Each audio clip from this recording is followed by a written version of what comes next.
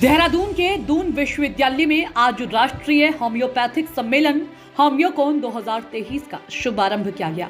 सम्मेलन का शुभारंभ मुख्यमंत्री पुष्कर सिंह धामी ने किया।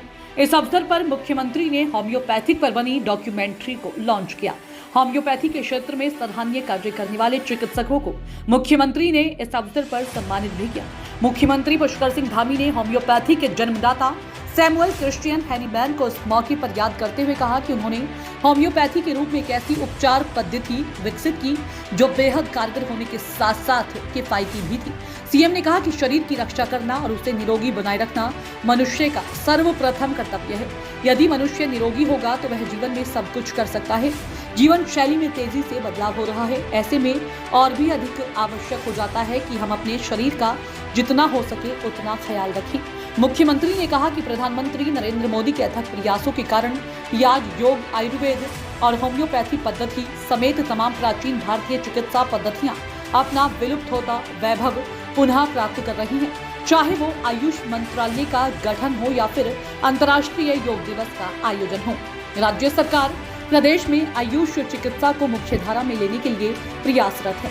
मुख्यमंत्री ने कहा कि विश्व स्वास्थ्य संगठन द्वारा होम्योपैथी को विश्व की सबसे बड़ी प्रचलित चिकित्सा पद्धति माना गया है। हम सभी ने कोरोना काल में होम्योपैथी की दवाइयों सहित पारंपरिक चिकित्सा के महत्व को बहुत करीब से देखा है, जिसके बाद होम्योपैथी की विश्व भर में स्वीकार्यता बढ़ी है।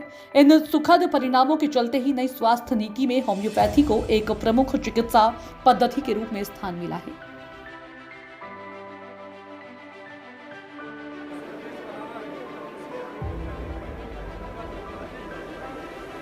आज होम्योकॉन 2023 यहाँ पर आयोजित हुआ। इसमें हमारे बहुत सारे होम्योपैथी से जुड़े हुए, चिकित्सा क्षेत्र के जुड़े हुए अनेकों विशेषज्ञों ने और इस क्षेत्र में काम करने वाले लोगों ने भाग लिया है।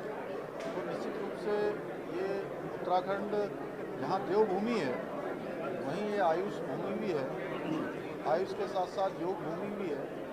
तो इस प्रकार के जो कार्यक्रम हैं उससे तमाम प्रकार की जो चर्चा होती है, जो उसमें एक मंथन होता है, चिंतन होता है, उसमें से सकारात्मक रूप से तमाम सारे चीज़ें बाहर आती हैं, तमाम चीज़ों पर चर्चा होती है। वो कहीं ना कहीं जो हमारा संकल्प है कि इसको आयुष का प्रदेश बनाएंगे, आयुष हमारी पहली प्राथमिकता है, उस दिशा में ये बहुत कारगर होगा। मैं इसके आयोजन के लिए सभी को बधाई देता हूँ और हमारे केंद्रीय मंत्री आदरणीय अश्विनी चौबे जी यहाँ पधारे हैं, उनका भी मैं हृदय से अभिनंदन करता हूँ कि वो भी आयुष के क्षेत्र में, इस क्षेत्र में उन्होंने काफ़ी काम किया है, आप सभी जानते हैं। तो उनका भी एक बार स्वागत, सबको स्वागत।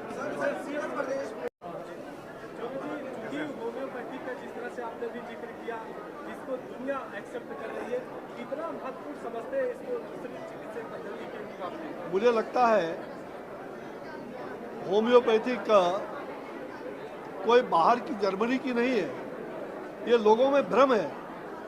ये भारत की पुरातन और सनातन संस्कृति से जुड़ा हुआ जो चरक संहिता में आयुर्वेद हो, होम्योपैथ हो, ये जड़ी बूटी औषधियों से निर्मित ही वो दवाइयाँ हैं।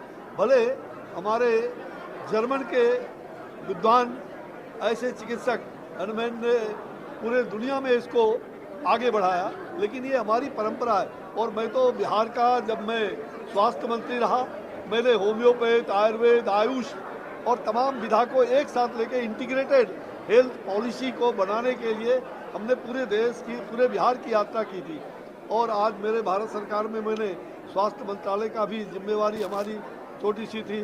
मैं वर्षों तक प्रधानमंत्री के नेतृत्व में जो उन्होंने आयुष मंत्रालय अलग से बनाया 2014 में, ये एक मिसाल के रूप में, और निश्चित रूप में वो चाहते हैं कि उत्तराखंड की जो धरती है वो इसके लिए उपयुक्त है, आयुष के लिए। और यहाँ बड़े बड़े वन पौधे, हर प्रकार का पर्यावरण, प्रकृति, तो ये नेचर, कल्चर, एग्रीकल्चर और लिटरेचर और देन फ्यूचर, तो हमारा निश्चित रूप से इस देवभूमि में मैं आया। माननीय मुख्यमंत्री पुष्कर जी धामी का जो मैं देख रहा हूँ, जो विकास हो रहा है उत्तराखंड का, सार्वभौमिक विकास, और निश्चित रूप से आयुष हमारा प्रदेश बने, यह जो उनका संकल्प है, इस संकल्प को पूरा करने के लिए आज होम्योपैथिक दिवस पर जो ये सम्मेलन हजारों लोग आए, उनको बधाई देता हूं। उत्तराखंड सरकार को बहुत बहुत बधाई।